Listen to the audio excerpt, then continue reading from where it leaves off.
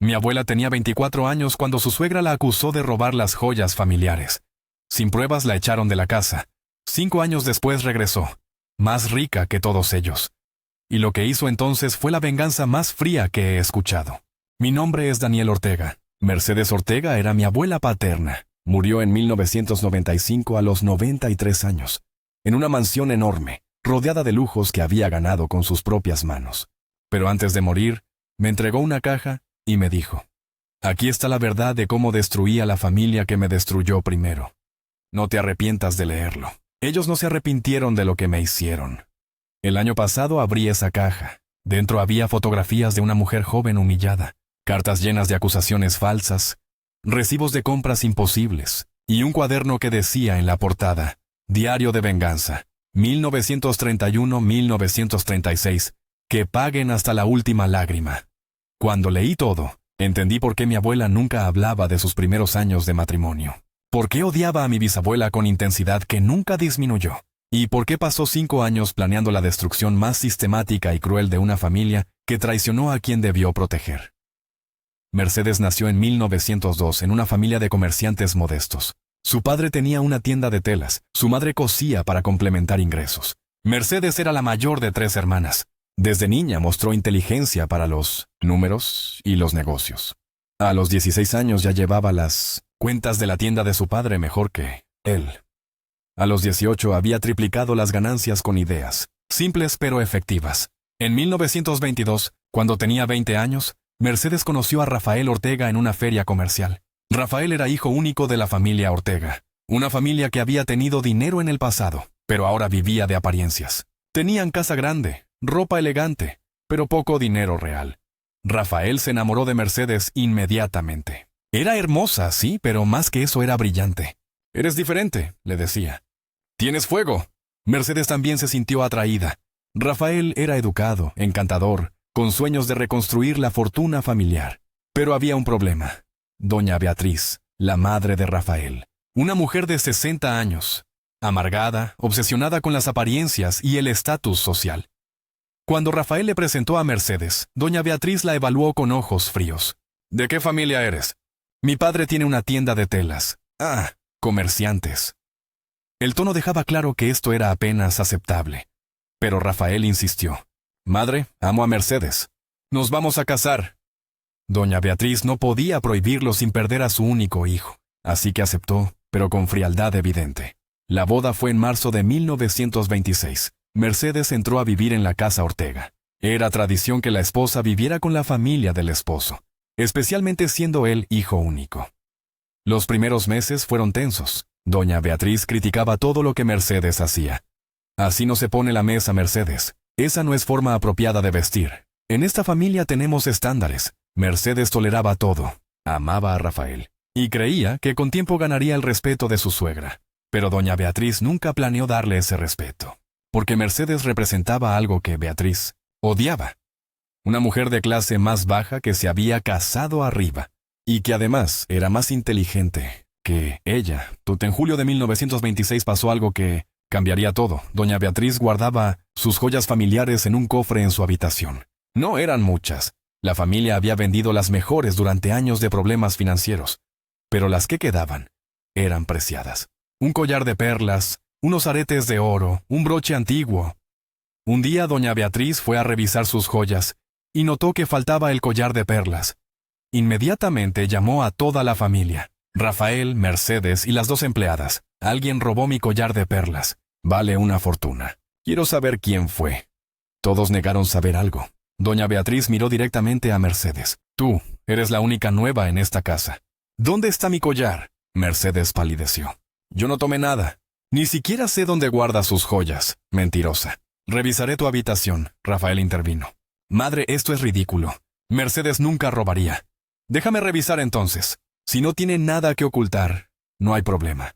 Mercedes, ofendida pero queriendo probar su inocencia, permitió la revisión. Doña Beatriz fue a la habitación que Mercedes compartía con Rafael. Buscó en cajones, en el armario, debajo de la cama, y encontró el collar, escondido en el fondo de un cajón de Mercedes. «Aquí está. ¡Ladrona!». Sabía que eras una ladrona de clase baja.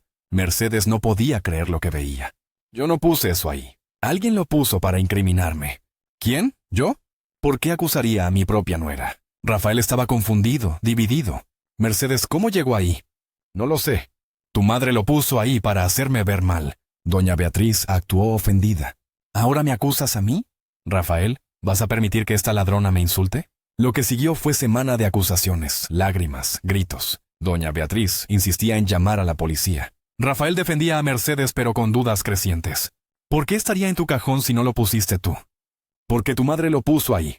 Pero no había manera de probar nada. Palabra de Mercedes contra la de doña Beatriz. Y en esa familia, la palabra de Beatriz pesaba más. Finalmente, doña Beatriz dio ultimátum. O esa ladrona se va de mi casa o yo me voy. Y si me voy, esta casa viene conmigo. Es mía. Rafael, presionado, roto, tomó la decisión más cobarde de su vida. Mercedes, tal vez es mejor que te vayas por un tiempo. Hasta que esto se calme. Mercedes lo miró con ojos que Rafael nunca olvidaría. ¿Me estás echando? ¿Sin pruebas? ¿Por complacer a tu madre?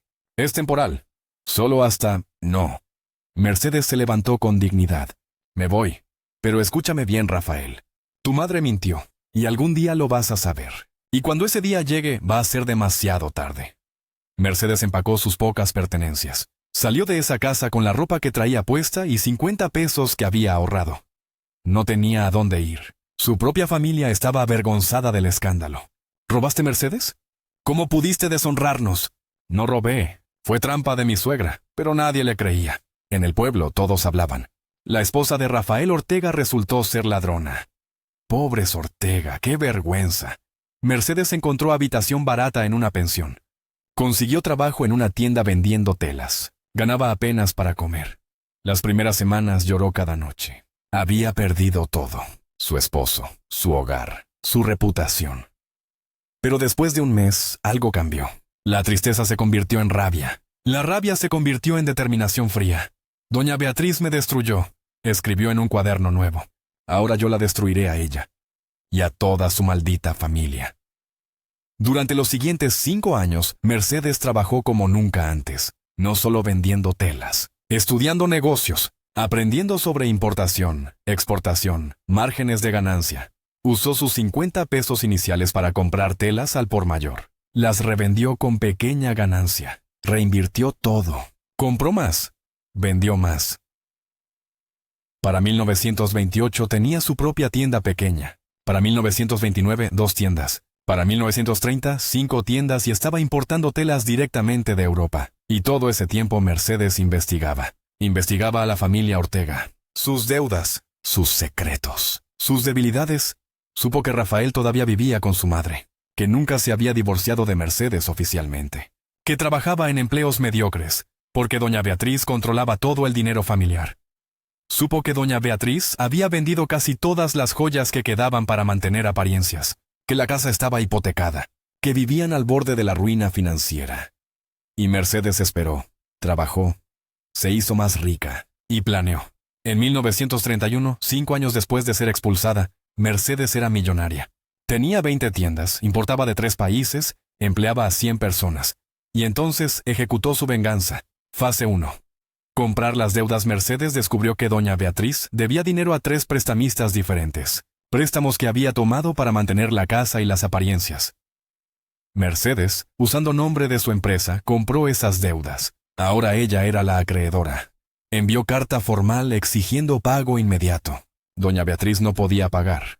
Mercedes ejecutó, demandó, ganó. La casa Ortega fue embargada. Fase 2. ¿Comprar la casa? Cuando la casa salió a subasta pública, Mercedes la compró. Por una fracción de su valor real, porque nadie más tenía ese dinero en efectivo. Ahora Mercedes era dueña de la casa donde había sido humillada. Envió aviso de desalojo. Doña Beatriz y Rafael tenían 30 días para salir. Fase 3. El encuentro final. El día del desalojo Mercedes fue personalmente. Llegó en carruaje elegante, vestida con las ropas más caras. Doña Beatriz estaba en la puerta, pálida, rota. Rafael estaba detrás de ella, con vergüenza en cada línea de su cara. ¿Tú? Dijo doña Beatriz. ¿Tú hiciste esto? Sí, respondió Mercedes con voz fría. Igual que tú hiciste lo que me hiciste a mí. Eras una ladrona. Mentira. Y ambas lo sabemos. Tú plantaste ese collar en mi cajón porque no soportabas que una mujer de clase más baja fuera más inteligente que tú, que tu hijo amara a alguien que no elegiste. Doña Beatriz no negó, solo miró con odio puro. Rafael habló por primera vez. Mercedes, lo siento. Debí haberte creído, debí... Ahora es tarde, Rafael. 5 años tarde. ¿Podemos hablar? Tal vez. ¿Tal vez qué? ¿Reconciliarnos? Tú me echaste sin pruebas. Elegiste a tu madre sobre tu esposa. ¿Sobre la verdad? Mercedes se acercó. Ahora yo elijo. Elijo mi éxito sobre cualquier recuerdo que tuve de amor por ti. Por favor, Mercedes. Madre cometió error terrible. Pero tú ganaste. Eres rica, exitosa, no es suficiente. ¿No? Mercedes miró directamente a doña Beatriz. No será suficiente hasta que ella admita lo que hizo. Doña Beatriz levantó la cabeza con orgullo terco. Nunca admitiré nada. Entonces vivirán en pobreza. Porque compré no solo esta casa. Compré todos sus activos, todo lo que les quedaba. Era verdad.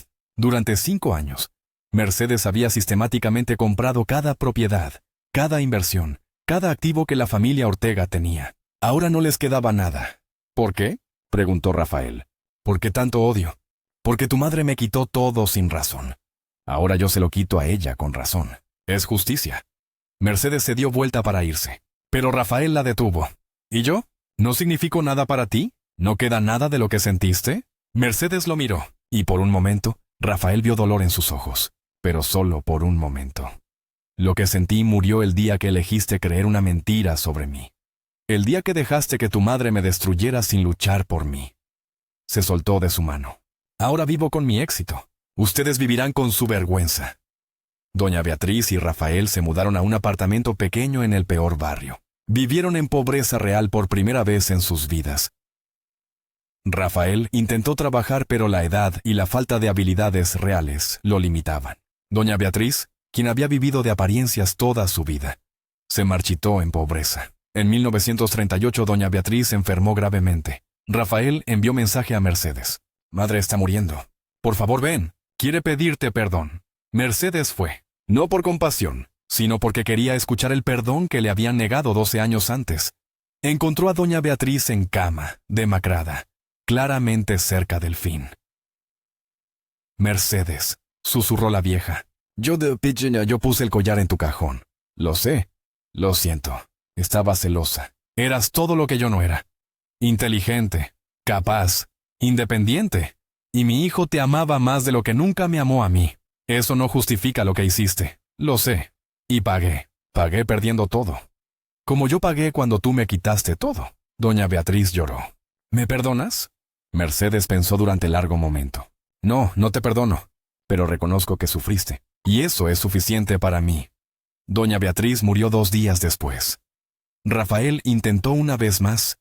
Mercedes, madre, se fue. Ya no hay nada entre nosotros. ¿Podemos? No, Rafael. Tuviste 12 años para elegir. Elegiste mal cada vez. Pero te amo. Siempre te he amado. Y yo amé a un hombre que resultó ser cobarde. Ese amor murió hace mucho. Mercedes vivió hasta 1995. Nunca se volvió a casar. Nunca perdonó. Pero construyó imperio comercial que empleaba a 1000 personas. Rafael murió en 1968, pobre y solo, en el mismo apartamento miserable donde había vivido con su madre. Yo, el nieto de Mercedes de un segundo matrimonio que ella sí tuvo años después, aprendí algo de su historia. La venganza puede ser completa, puede ser satisfactoria, puede ser justificada. Pero mi abuela me dijo algo antes de morir. Destruí a quienes me destruyeron. Fue justo, pero también pasé 12 años de mi vida obsesionada con odio. 12 años que pude haber usado para ser feliz. Entonces, ¿quién ganó realmente? No pudo responder esa pregunta antes de morir. Y yo tampoco puedo, solo sé esto. Doña Beatriz pagó por su mentira. Rafael pagó por su cobardía. ¿Y Mercedes? Mercedes ganó todo materialmente, pero perdió algo también. Perdió 12 años que pudo haber dedicado a vivir en lugar de vengarse. ¿Valió la pena? Esa es pregunta que cada quien debe responder. Si la historia de Mercedes te hizo reflexionar sobre el precio de la venganza familiar, sobre si destruir a quien te traicionó realmente sana las heridas, comparte este video. Cada like, cada comentario recuerda que la justicia puede ser dulce, pero también consumir años de tu vida. Suscríbete para más historias reales de América Latina sobre traiciones familiares y las consecuencias que duran décadas. En los comentarios cuéntanos, ¿Mercedes hizo lo correcto? ¿O debió haber perdonado y seguido adelante sin venganza? Dale like si crees que esta historia muestra que algunas traiciones familiares no merecen perdón. Comparte porque cada persona que conozca el precio que Mercedes pagó por su venganza perfecta recordará que destruir a tus enemigos tiene costo. ¿Emocional? La historia de Mercedes prueba que puedes ganar la guerra de venganza y aún así perder años de paz. Que la justicia existe, pero siempre cobra su precio.